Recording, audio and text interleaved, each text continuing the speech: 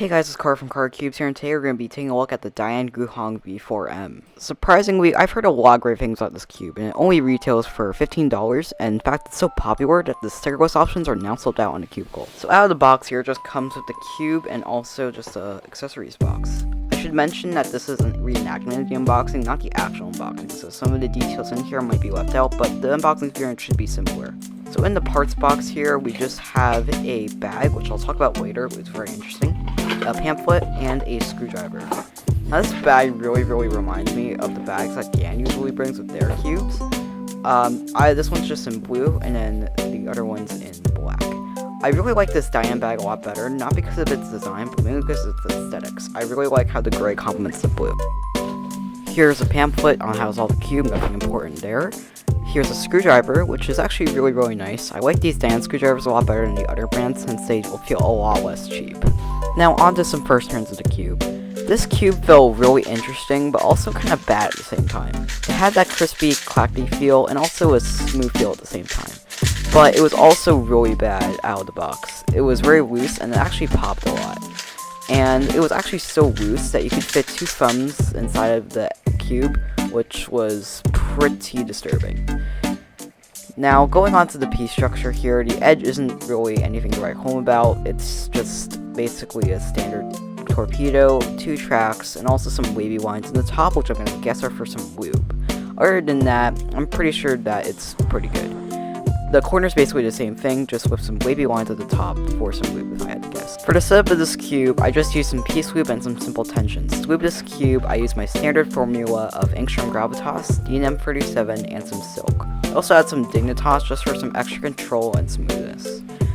I lubed 2 pieces with Gravitas and 2 pieces with Dignitas, which I thought were enough. And after that, I broke everything in. Now, breaking it in, it was just very controllable, which was pretty good, but it was maybe a little bit too controllable, so I had to add some DNM37 and some silk, as expected. I also tightened each side by half a screw, and now it was ready. Now just listen to this.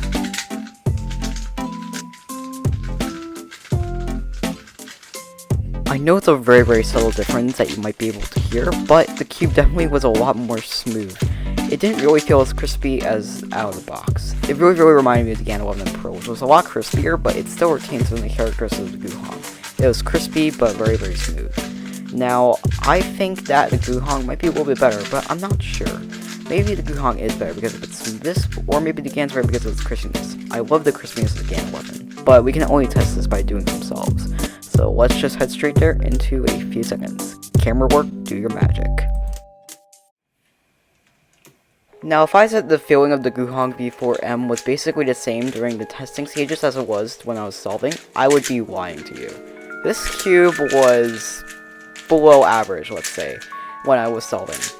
I really felt that it might have been a little bit too smooth and too controllable because I really think that this cube was supposed to be a crispy cube, not like a really controllable one. I feel like maybe it was a mistake to put in extra Dignitas, but I guess that's fine. I decided that I needed to set this cube a lot more after that 22.38. I added some DNM37, and I also tensioned the cube a little bit, and I made it tighter by half a screw.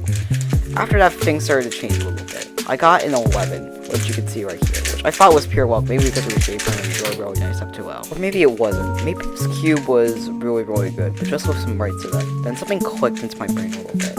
It was that you need to really set this cube to make sure that it's good, and it has to be the right setup. You can't just go off your standard formula. So here's the $1 million question. Do I recommend it? I would have to say yes, if you know how to set up the cube. If you do not have any lube or any screwdrivers, well, then you're going to have a rough time there, because this cube really needs set for it to be good. Remember, like I said before, it's really bad out of the box, and I do not recommend getting it out of the box, in my opinion. This cube definitely needs some controllability, and when setting it up, I recommend to make sure that you keep the crispiness of the cube, because I feel like that makes the cube a lot better. If it were too controllable, then I feel like the cube would be very gummy, and it's very susceptible to that. Another thing that I don't really like about this cube is how variable it is. Sometimes it can get great times, sometimes it can get bad ones too. And sometimes the center cap pops up too, like you saw in that last solve. So here's the $1 million question for me. Is it my main? Well, I thought long and hard about this. I really like the crispiness of the Canon 11M Pro, but with the added smoothness of the Dayan Guhong V4, and basically being the same thing as the Canon 11M Pro, I think I made my... So break out the confetti, kids, because guess what? The Dayan Guhong V4M is officially my new pre-order main. Now, if you weren't anything from this video, you know that first impressions can change a lot from what you normally think. It went from being a bad cube out of the box to a great cube, so don't take this opinion for granted. I might change my main later. So you might want to roll back on the confetti a little bit. That's all for this video, and see you guys in the next one.